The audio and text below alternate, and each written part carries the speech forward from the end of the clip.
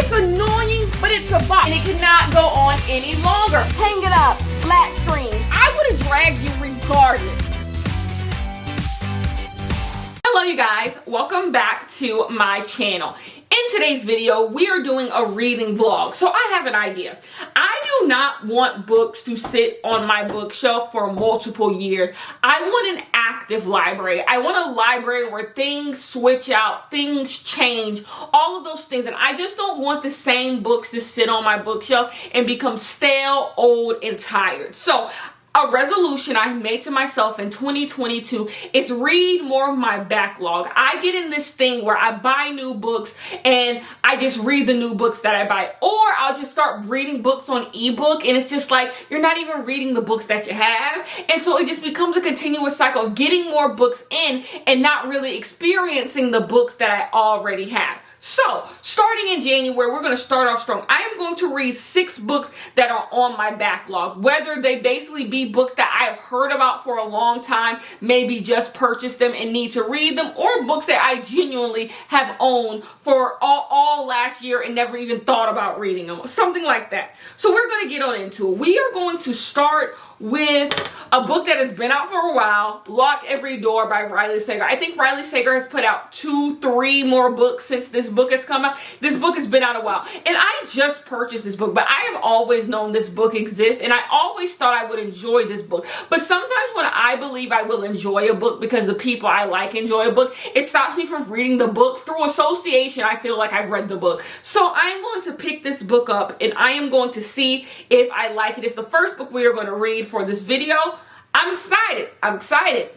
The next book is a book that was very popular last year, and I told myself, Kenya, you need to jump on this book early so you read it this year. It is Razorblade Tears by S.A. Cosby. I know if I don't read this book this month, it's never getting read. So while I'm in the whole resolution, starting anew, get this book out of the way so it's a book I can say that I read, because I know if I don't get this book out of the way, I will unhaul it at the end of the year. And I want to know what happens in this book. I want to know if this book, if I'm able to relate to this book or able to enjoy this book like a lot of other people have. The next book is a book called Black Book. You see this book everywhere. Yeah, I don't know a single person who has read this book. I have not seen a single person on BookTube read this book, nothing like that, even though I see it everywhere, so it's obviously popular. It's by Mateo Escobar.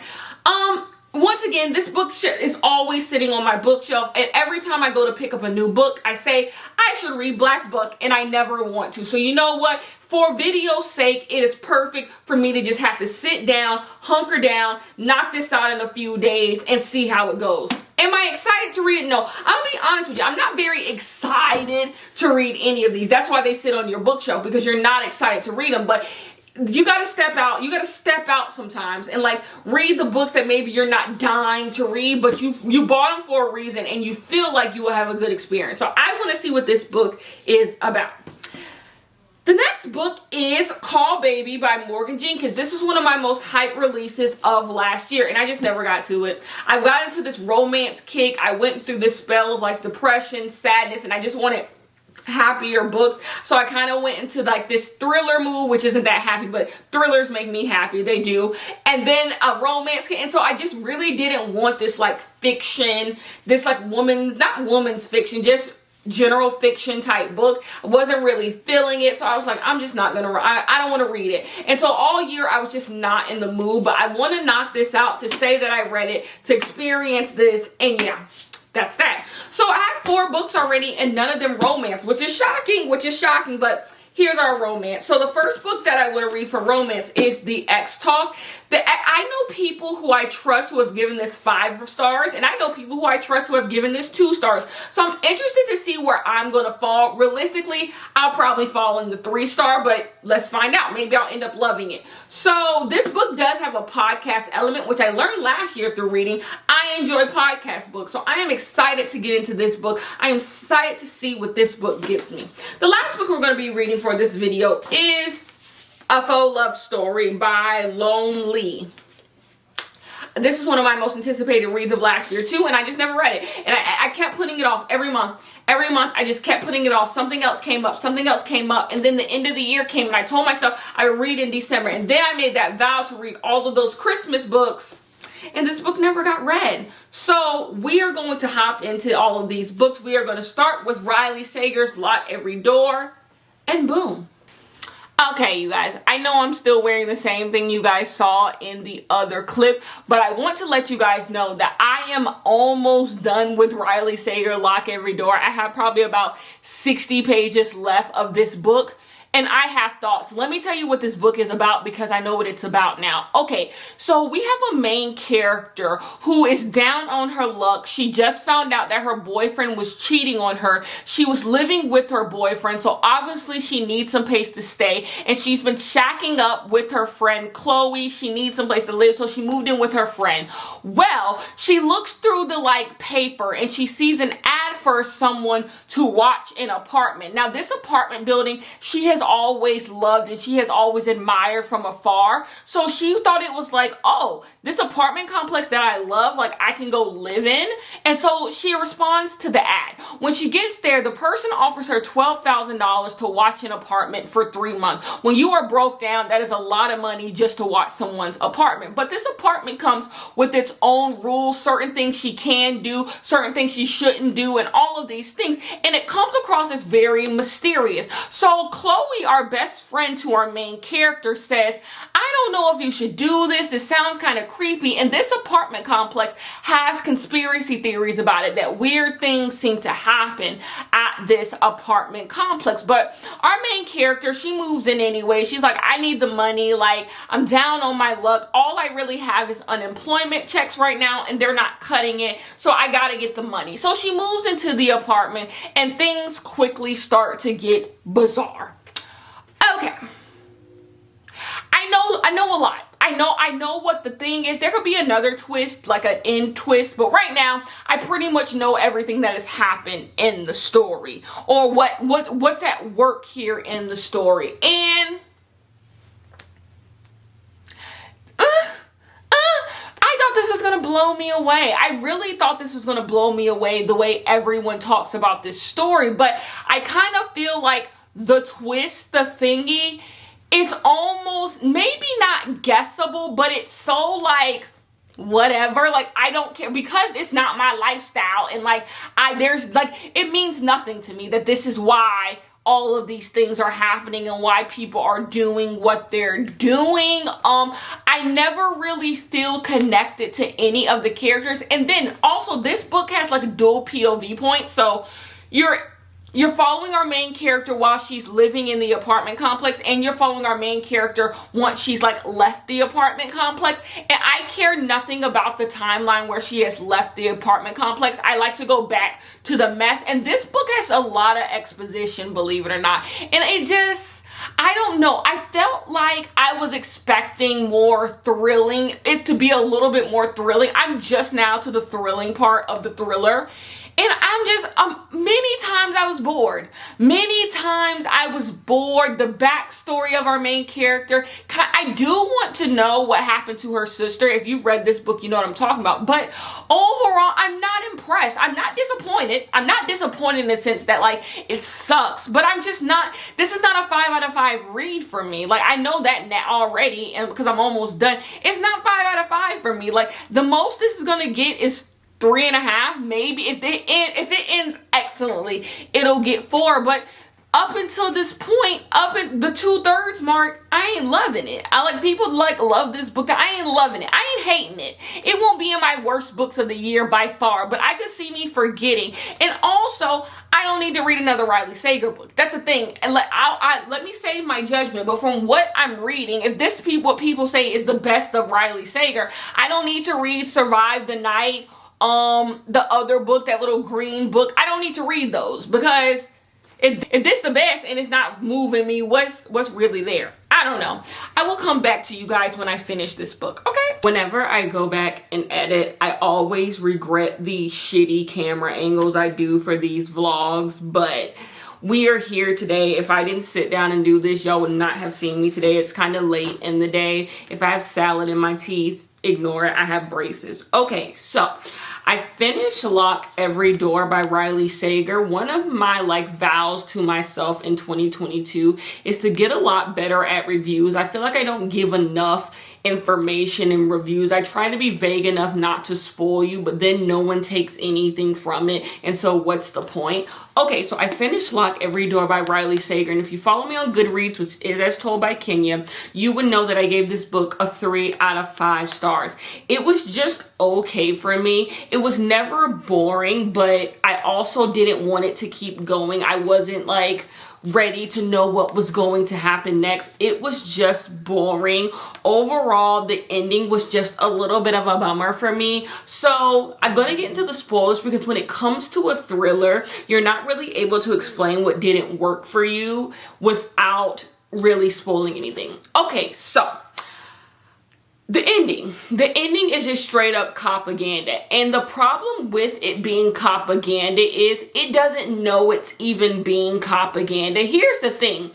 I can understand if you just full out go propaganda, you believe cops saved the day, and that's the story you want to tell. I believe this book is propaganda because the writing is just lazy. They didn't know how to end this story, so they just did the whole promising young woman thing where the cops saved the day. And it's the problem with that is we're smarter than that in the year 2022. We're smarter than that. We know that cops don't save the day. We know that cops do not save the day. When I get into the next book that I'm reading, it kind of explains this.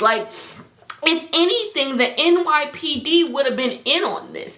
Someone in the NYPD would have been paid off, because we know that's just the truth of this society that we live in. Something like this that a bunch of rich people are involved in, a place that keeps rich people rich people alive, rich people in health, the powers that be would do everything in their power to make sure that this place stays up, to make sure this place stays living. And it would be so much more interesting if this book would have discussed how the cops play a role in things being like this, because I'm already iffy about a story how people are being experimented on and people are being abused and used for health stuff is centering around white people, because we know historically that is something that affects black people. But I don't think I necessarily even want to read a book about black people being experimented on. I don't want a dark thriller about black people being experimented on. So I don't even think I want to read the book that actually centers around black people. So I'm okay with that. But then we can point that out, how this story is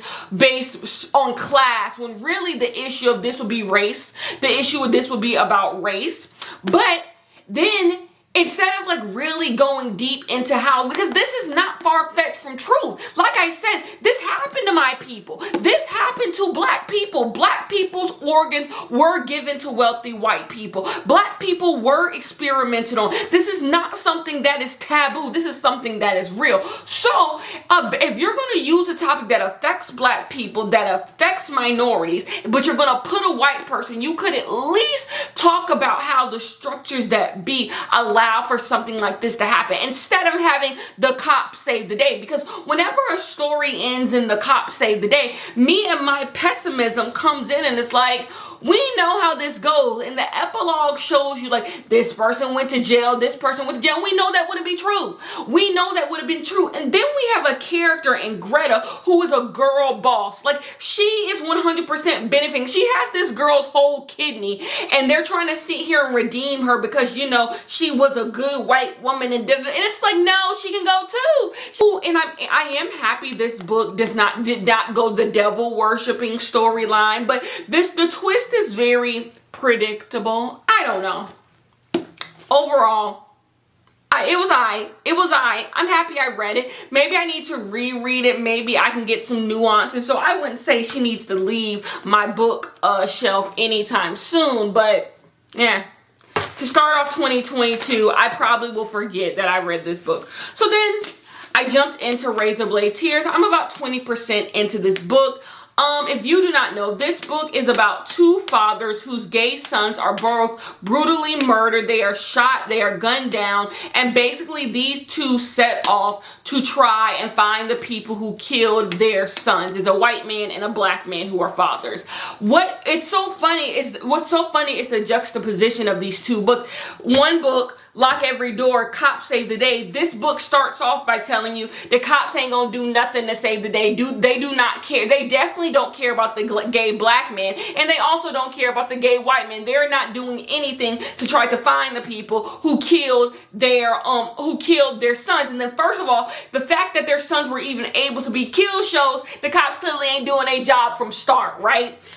Anyways, this book, surprisingly, I'm enjoying it. The only thing I will say, Buddy Lee has a he don't sound white. Like, I don't know why. Like, Buddy Lee does not sound white. Like, I had to make sure that Buddy Lee was a white person. Like, I was supposed to be reading a book about a white person, because the sayings that he has, and maybe this is just me being uncultured and how white people talk, but certain things that he says is things that I don't believe white people say. Like, I heard black people saying these things growing up. So I'm like, Buddy Lee is supposed to be this redneck trailer park man, but he doesn't sound like it. He sounds like an old, like, black man. And then you have Mike. Both of them are ex-cons. Both of them are Ike. I keep calling him Mike. His name is Ike. Both of them are ex-cons. And basically, the white man convinces the black man that they need to go hunt down the people who killed their sons after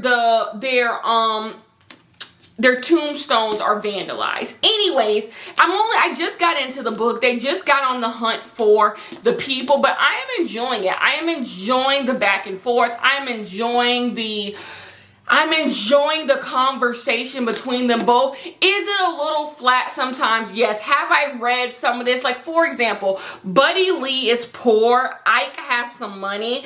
And so Buddy Lee was like, you got money. You living better than me. And I'm a white man. Like, what are you talking about, racism? And then Ike is like, would you want to switch places with me? And I'm like, they've been giving it, they did this in the 50s. Like, this dialogue came from the 50s. Like, come on, let's nuance. Can we add some nuance to racial discussion? Some parts fall a little flat for me as a black person who has consumed black media, who has consumed black race theory. Some things fall a little flat, but overall it is oh so enjoyable. I am enjoying this more than I thought I would. At the 20% mark, I'm enjoying this more than I enjoyed Lock Every Door. So far, good. I could see this reaching a 4-star. Maybe there's nothing really I could take away from it for me to say it can't be a 5. Let's be high hopes. I have high hopes. We will see when I finish this book. I will tell you guys my thoughts. And back, you guys, with some updates on my reading. The last time I saw you guys, I told you guys I was halfway done with Razorblade Tears. Okay, I finished Razorblade Tears, and even though we are only in the first 2 weeks of January when I'm filming this video, I am going to go on a limb and say this is the most surprising book of the year. You guys, I ended up crying at the end of this book. I finished this book last night and I ended up crying. I did not expect to get to the end of this book and cry. This book worked for me. I gave this book a 4 out of 5 stars. My fear was that this book was going to be just very flat because it was a black man and a white man with 2 gay sons that were murdered. It was just going to try to hit all the beats that you wanted to hit. Gay lives matter, black lives matter, everybody lives matter. It was going to be one of those, and I was scared that the book wouldn't have any heart, and boy was I wrong. It had so much heart. I feel like it handled the topics well. My only critique is me nitpicking, and it's that the dialogue didn't always hit for me. It was cheesy at time. It was by the book at time. But when it gets into the meat and potatoes of the story, because at the heart of this book, this is a revenge story, and it just worked for me. Like, these characters had so many layers. Like, it could have fell flat and so many ways. It could have fell flat as a revenge story. It could have fell flat as a everyone's equal story. It could have fell flat as a father-son relationship story.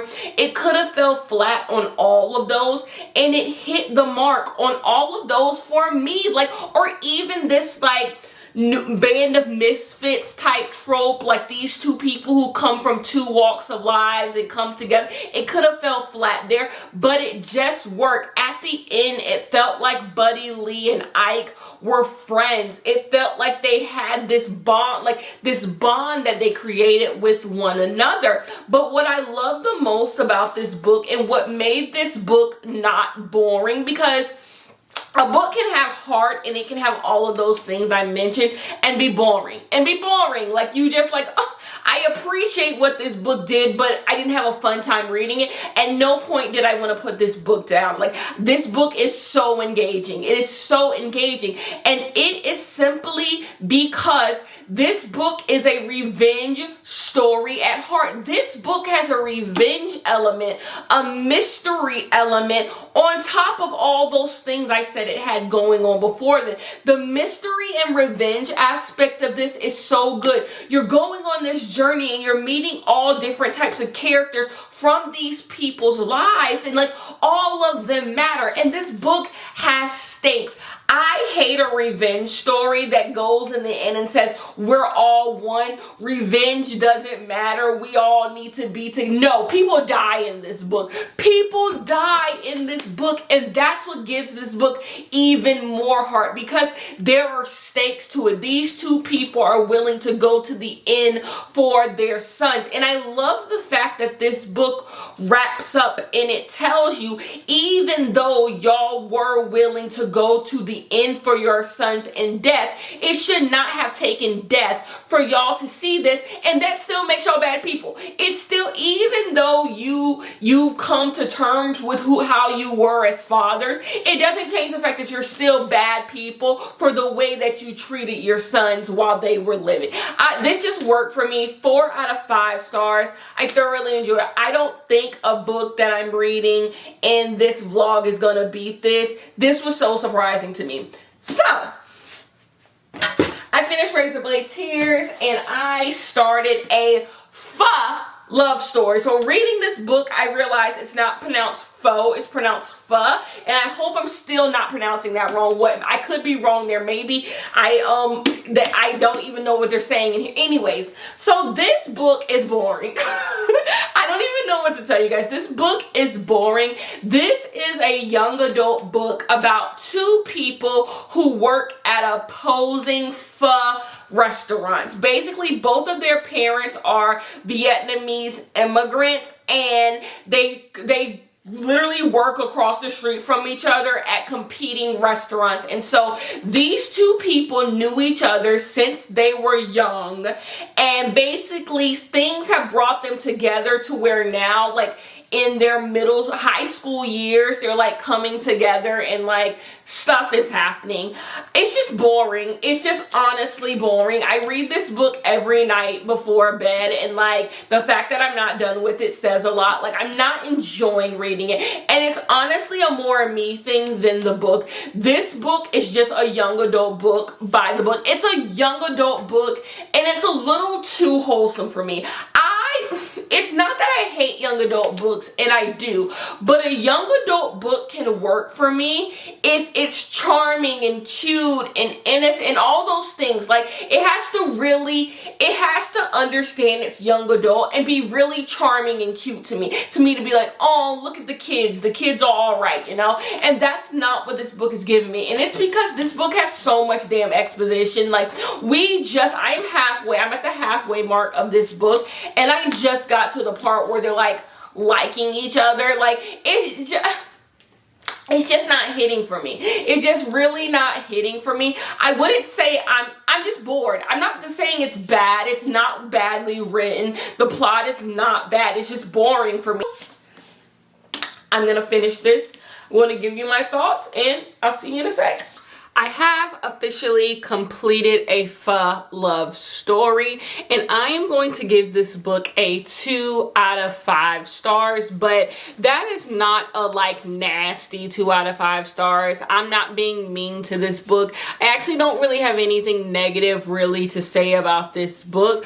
I just do not enjoy books like this. This book was not written for me, and if I wasn't reading this book for this video, I would have just DNF'd it and unhauled it and called it a day. But I did want to give this book its due, and I don't really, if I'm reading a book for a video I'm going to show you guys, the least I can do because you clicked on this video is give the book a fair chance. But 20 pages in, I knew I wasn't going to enjoy this book. This book became a chore. I read bits and bits and bits of it every single day all of this month, and then in the end I just decided to just knock out 200 pages and just finish it because it was taking too long. Like, I'm a firm believer, like, you have a week to read a book, and if you let it linger on more than that, it gets aggravating. Like, why am I still I don't want to be in this world anymore. Even the best of books, I don't want to read longer than a week. So I was just like, I gotta finish this book, and so I finished it.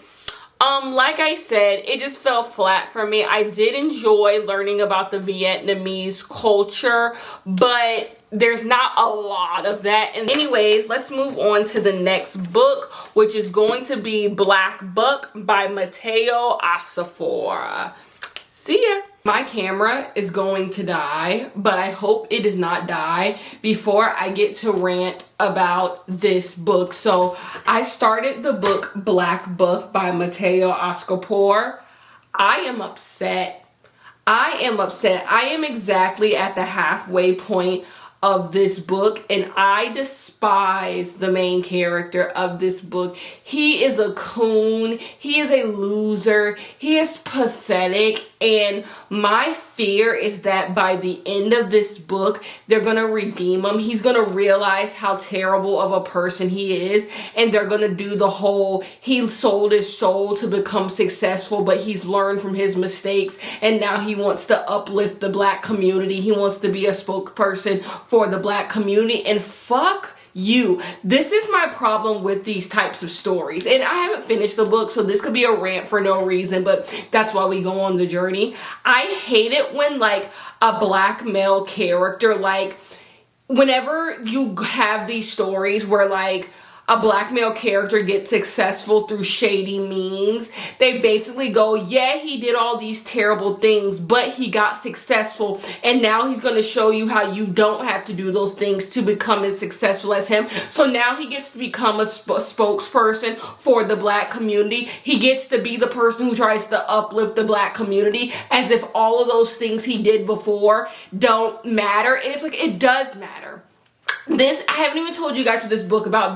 This book is about a boy. He is from Bed-Stuy, and basically he's working at Starbucks, and a guy comes in and offers him a sales position to basically like make something of himself and not work at Starbucks. And so he gets the sales job, and basically he enters this like corporate job that's really racist and really nasty, but he quickly starts to assimilate to the culture, and that's what's happening. So this is all spoilery, so here's the spoiler. So basically he's turned into a big asshole. He doesn't give a fuck about anyone. He's not even there when his mother dies because he's so unconcerned about her. And the thing that kind of like broke the plate for me is really him kicking the old guy out of the brownstone who literally helped raise him when his father died. I could spit. I could absolutely spit. And my problem with this book is that I'm unsure if they are going to handle this the way it should be handled. He can go to fucking hell. The main guy in this book can go to honestly hell. Buck, he can go to hell. Like, you're a terrible human being. Like, you're a terrible human being. And there's no amount of learning from the things that you have done can change this, because my problem with this idea is you sell your soul to become successful, basically shitting on all the Black community. My problem with this idea is it basically it rests on an idea that this could happen to anyone, and I'm sorry, I could never do this. I could never do this. As someone who does have a little bit of coin, as someone who has seen a little bit of success, I could never treat people this way. I could never, like, this couldn't happen to everyone. You are fundamentally flawed. Like, there's something wrong with you. You are a bad human being, and this opportunity has just showed that you've always been this person. And so my problem is, I don't want this book to frame it as these terrible people in his work environment made him a bad person, and he's always been bad. Anyways, my battery died. But yeah, this wouldn't happen to everyone. This happened because you are a horrible human being, and you don't get to be a horrible human being, realize you are a horrible human being, and then be like, but you know what? It was all a part of the journey. Now, I'm also giving a critique about something that has not happened. I don't know how this book is going to end, but if the book ends this way, because we know he does eventually become successful, because that's at the beginning of the book, he says that he's in $1 million penthouse, and it's like, you don't get to shit on everyone along the way and then be like, but I made it, but I'm going to show you guys how you don't have to be horrible people and how everyone in the black community can rise up. It's like, you forfeited all rights to be a leader in the black community or tell black people what they should do, because you're a piece of shit. Like, that's kind of the end all be all of me. Like, I just don't want to hear anything else from Buck. Like, I'm going to have to take a little bit of a break from this book at this point. Like, I'm upset. Like, I knew, like, you see the destruction happening, but if the critique of Buck is not what I want it to be, I'm no longer going to read this book. Yeah, like, I'm gonna, like, that's what this book rests on. This book could be 4 stars. Like, if this book ends the way it should end, where basically Buck is broke down, ugly, nasty, and like, he realized he's a terrible person and he doesn't get redeemed, then maybe I'll give this book the 4 stars that it could get. But if it just ends in Buck getting everything he ever wanted, he becomes successful, and then also he gets to figure out all the mistakes he made and everyone forgives him, and basically it's like, well, all's well that ends well, or at least I learned a lesson. No, Buck, you're a piece of shit. I'm like really side lit over here because my vanity is on. Then I have a lamp over there. There's a lot going on in this whole picture, but I'm here to give you guys an update on Black Buck, my Mateo Oscar report. Shout out to black authors. So I finished this book, and I am going to start by saying this book is ridiculously enjoyable. Like, in a sense that it keeps you engaged the entire time. Maybe more than enjoyable. This book is so fucking entertaining. It is so entertaining. Like, at no point was I like, when is this gonna end? No, like, I was engaged the entire time. I needed to know what was going to happen. Let's get into the meat and potatoes of the story. The reason why I can't say this is one of my favorite books that I'm going to read this year, it's not going to show up in a best of, I don't think, is because I don't agree with the thesis of this book. This book is heavy on black capitalism. It's going to save impoverished black people, and I don't agree with that. And this book shouldn't agree with that thesis either, because of what happens to our main character in the end. I found what happened to our main character in the end very realistic of how black capitalism even does its own most devoted followers. Like, you get fucked over in the end, you know? But yet, I still feel like you're supposed to leave this book believing that if black people just seize the day, go after every opportunity that they want, they'll live a better life. And that's just not true. That's not, when you're playing a game, a white supremacist game, white supremacy is going to win in the end. Like, it's going to let a few black people make it, but white supremacy is going to prevail every single time. Every single time. And this book points that out. It points out that reality, which, congratulations, but it doesn't see how that is why the thesis of this book is wrong. This is why you shouldn't even play the game. From the very beginning, my issue with this book was that Buck was playing a game he is never going to win. And his reasons for playing the game were also wrong, right? He wasn't doing it, I don't believe, to pull himself up, like to make, he wasn't doing it for himself. He was doing it to prove that he was a good black.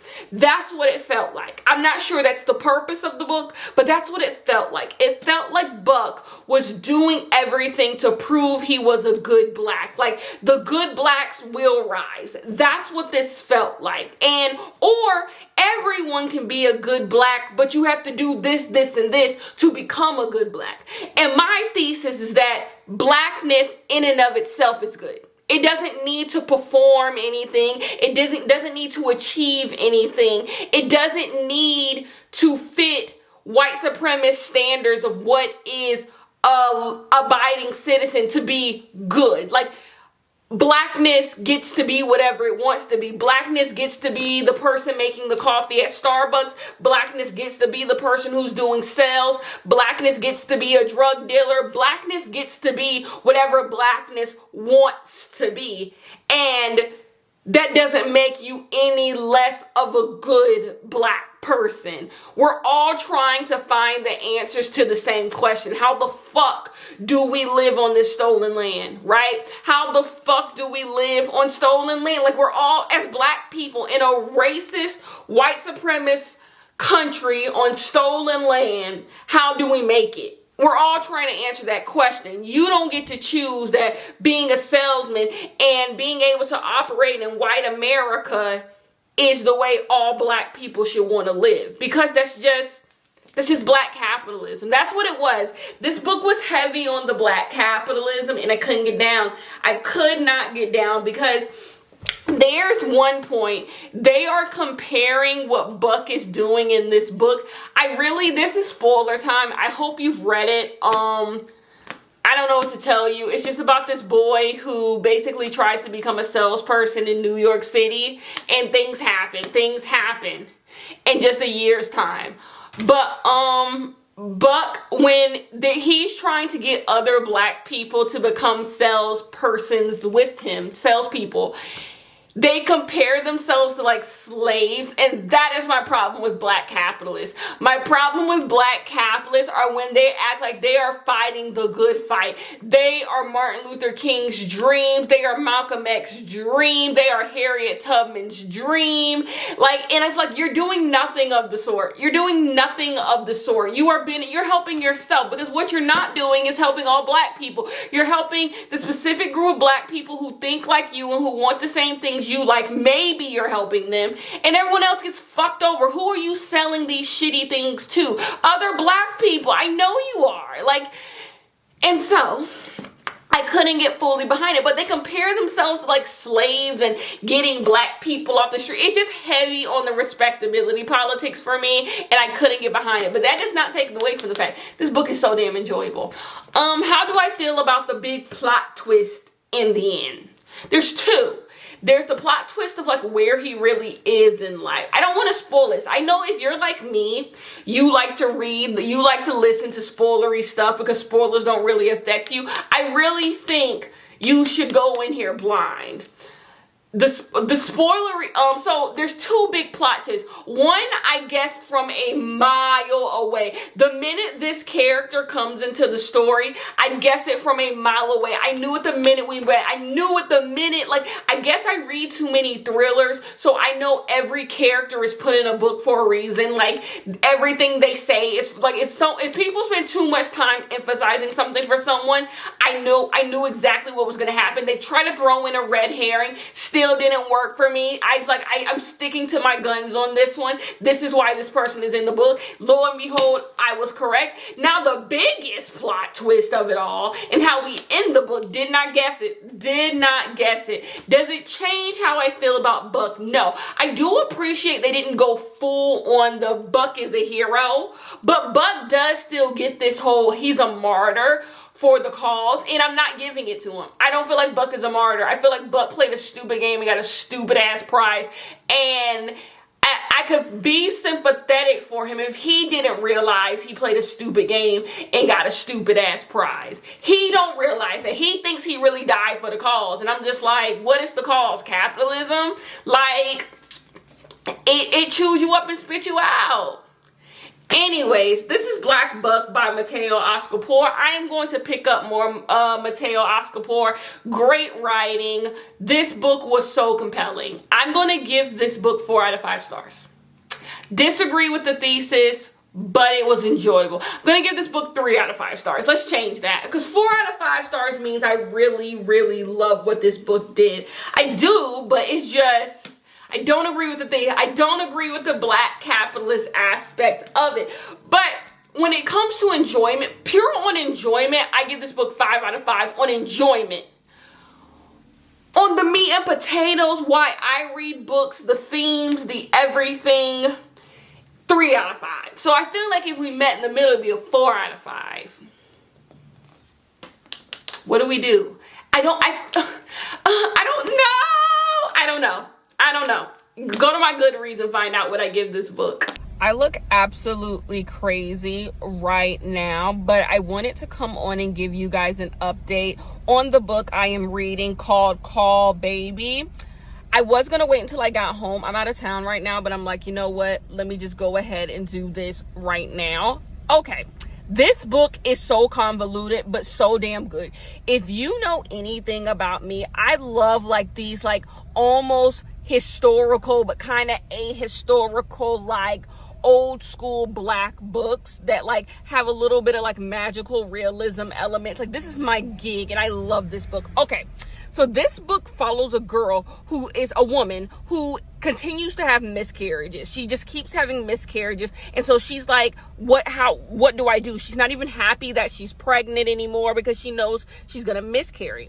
So she gets pregnant and the pregnancy is going well, but she's losing sleep because she's worried about her child. So there's a rumor around Harlem that there's this family that has caul skin. And if you get a piece of this caul skin, it will stop you from like having a miscarriage. You'll be able to carry your baby to term. And so she goes to see about it. So she goes and visits this lady who works at a convenience store. And come to find out, she is correct.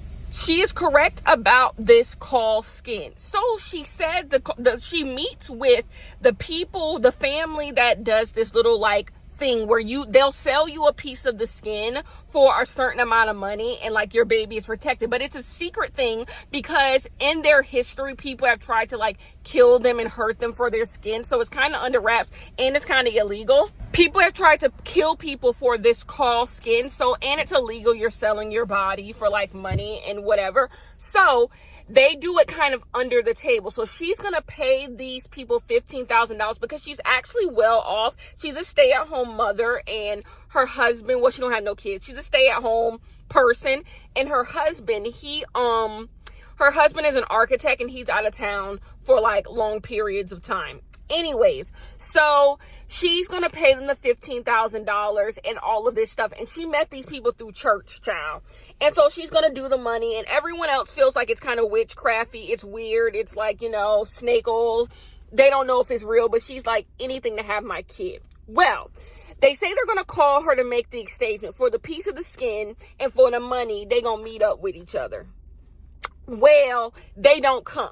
They don't come and they decide that they're not going to do the exchange with her because too many eyes are watching. Everyone in the neighborhood is curious as to why this woman is carrying her baby to term because she's had so many miscarriages and that's word on the street. So she has a lot of eyes on her trying to see if she is going to be able to carry this child. And so if word gets out that she got the caul skin and she carried her baby to term, too many people gonna be looking. So they say, no girl, we not doing this exchange. And so she's devastated. Well, she starts to stress now because now her baby doesn't have protection. And lo and behold, she has a stillborn. So she has a stillborn. It's a whole thing. Everyone in the neighborhood is literally watching her as she's like giving birth to this child and like it's not alive and like there's blood everywhere. The police are there.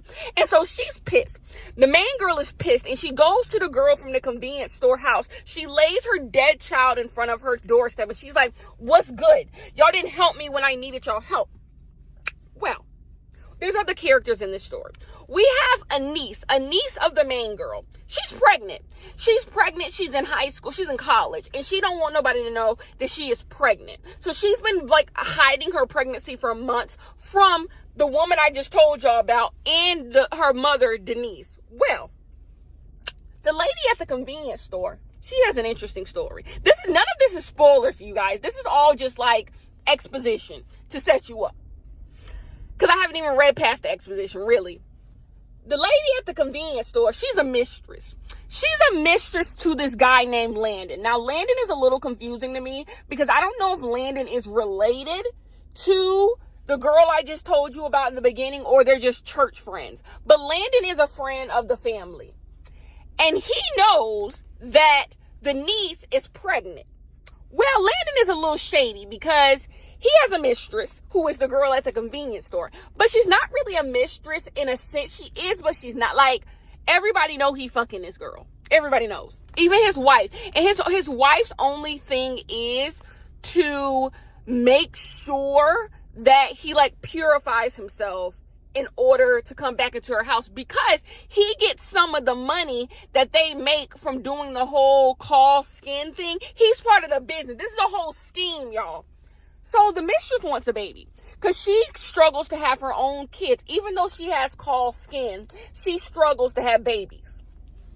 And so they're like, Landon, the guy's like, I know somebody with a baby. And he's like, I think this baby might have call skin because something happened at the church and he saw the girl. He saw the girl and was like, I think this baby might be born with the call skin that helps our business keep going. Mind you, they sleeping together too. It's a lot. And so he's like, let me get her baby. So the girl moves in with him. And that's how our story begins. We have kind of like two things going on. We have the girl who's in college who had the baby, who just gave her baby up to the people at the convenience store, who the family with the call skin. She gave her baby, but she doesn't know her baby has call skin. She don't know none of the witchcraft they doing over there. She just gave up her baby because she didn't want her family to figure out she had a baby in college. Then you got the woman from the beginning who had a miscarriage and who got beef with the family. And mind you, the niece has kind of taken up her auntie's beef because she's like, they could have helped her.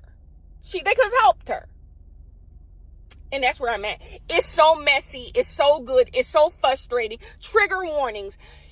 If you have issues with infertility, wouldn't read this. If you've had issues like with abortion stuff, wouldn't read this. If you're just kind of queasy about childbirth, wouldn't read this. But this is my gig.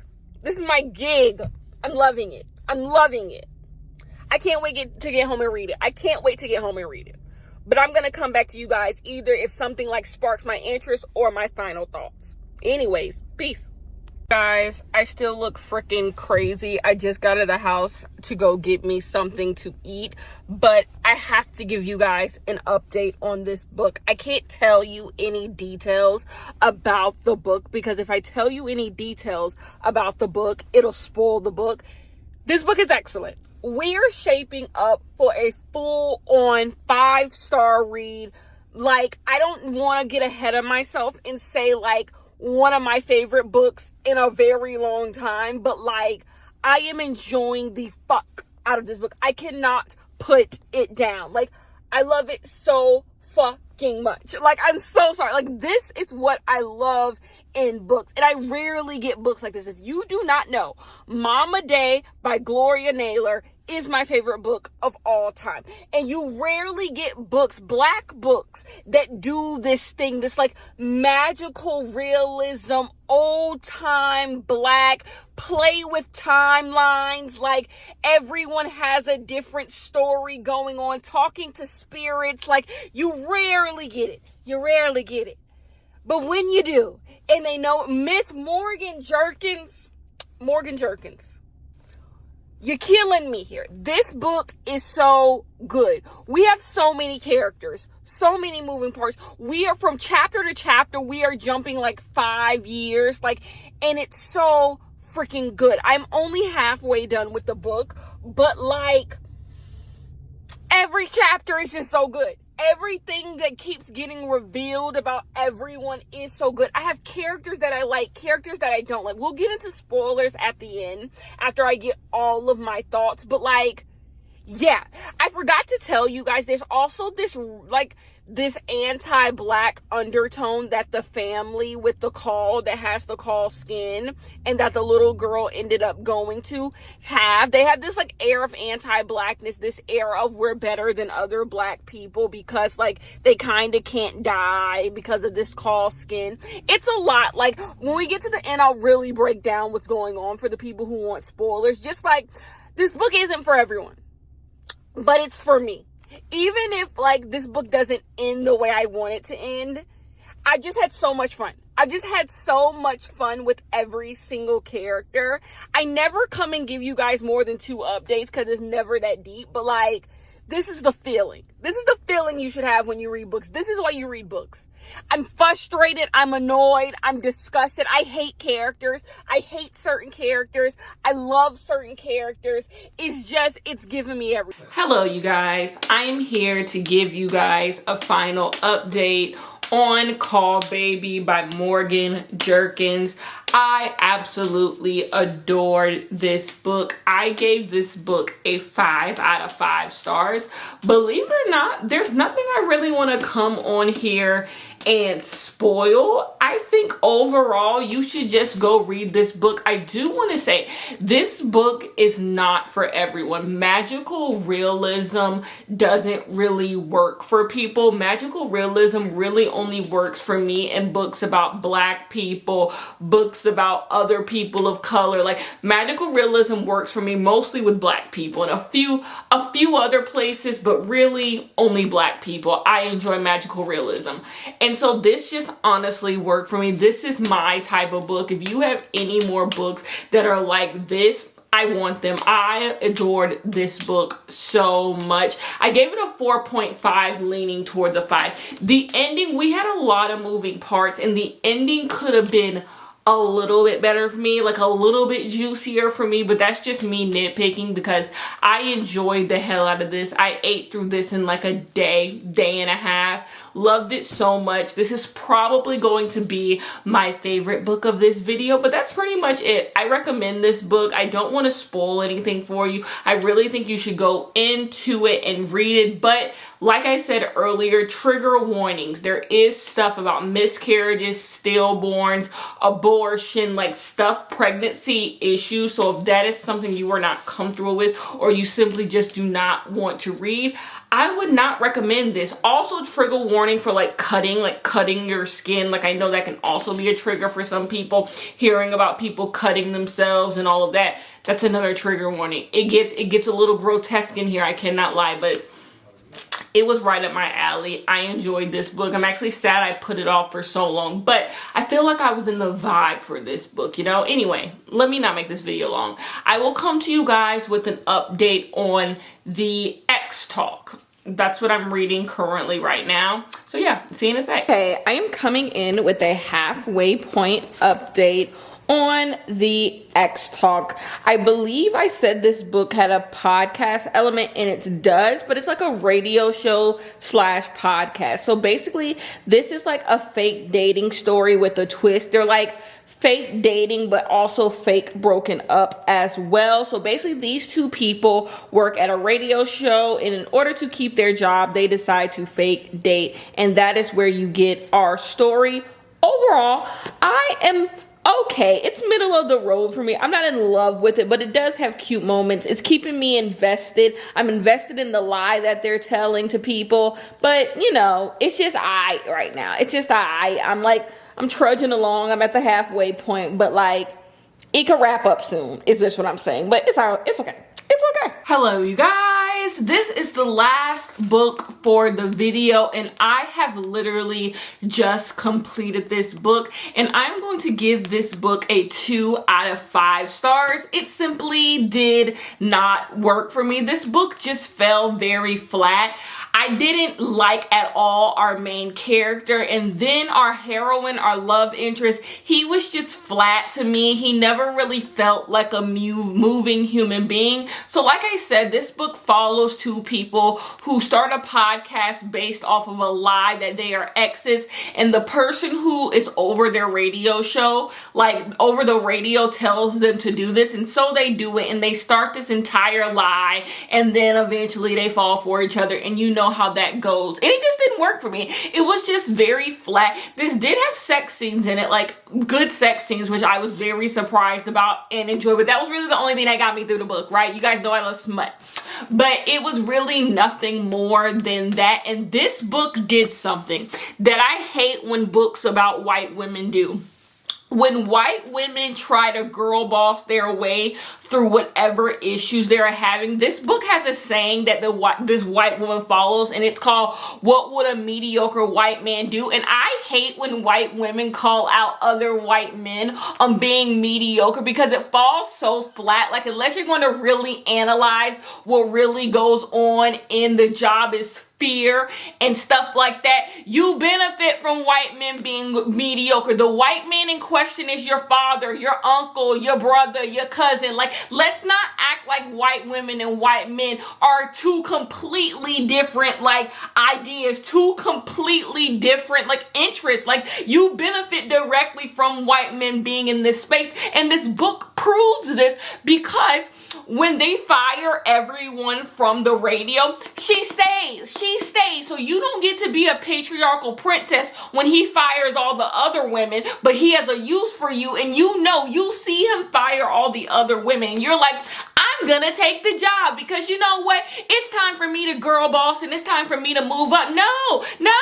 And then all of a sudden, when she gets screwed over by the same thing that screwed the other women over, it's all of a sudden, fuck the patriarchy, fuck white men. And it's like, it takes away the point of what would a mediocre white man do, because like I said, y'all benefit from mediocre white men. Like, if we're really gonna have our misogyny ruins everything, if we're really gonna have a take down the patriarchy moment, let's really have it, and not just do these flat things like white men are so mediocre, white women be just as mediocre too, and get in the entire world. Like, please spare me. But overall, I gave this book a 2 out of 5 stars. It just really ain't had much of shit going on, which is very unfortunate, because now all good things must come to an end, and this video is complete. We read 6 books for this video, and the worst books of this video with 2 out of 5 stars is the romance books in this video. I did not like